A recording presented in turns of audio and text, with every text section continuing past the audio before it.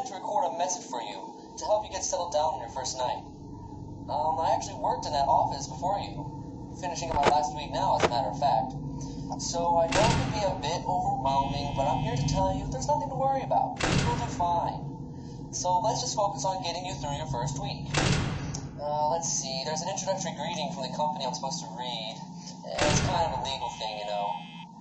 Welcome to Freddy Fazbear's Pizza, a magical place for kids and grown-ups alike, where fantasy and fun come to life.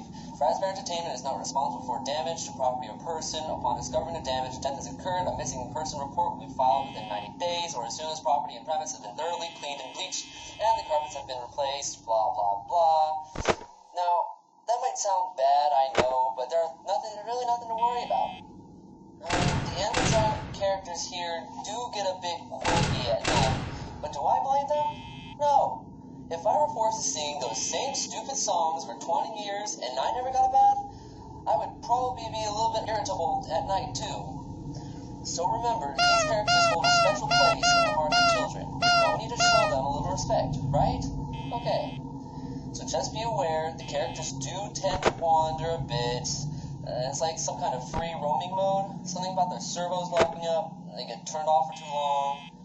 You used to be able to walk around during the day too, but there was this bite of 87. Yeah, it's amazing the human body can live without the frontal lobe. Well, considering your safety, the only real risk to you, as a night watchman here, if any, is that these characters, if they happen to see you after hours, probably won't recognize you as a person. They'll most likely see you as a metal endoskeleton without its costume on.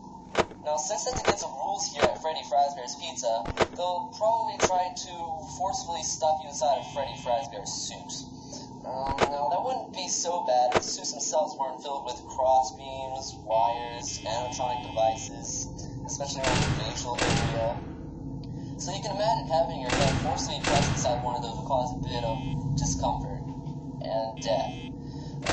But the only parts that you see light of day again would be your eyeballs and teeth that pop out in front of the mask. Yeah, they don't tell you these things when you first sign up. But hey, your first week should be a breeze. I'll chat with you tomorrow. Check the cameras, and remember to close the door only when it's absolutely necessary. You have to conserve power. Alright.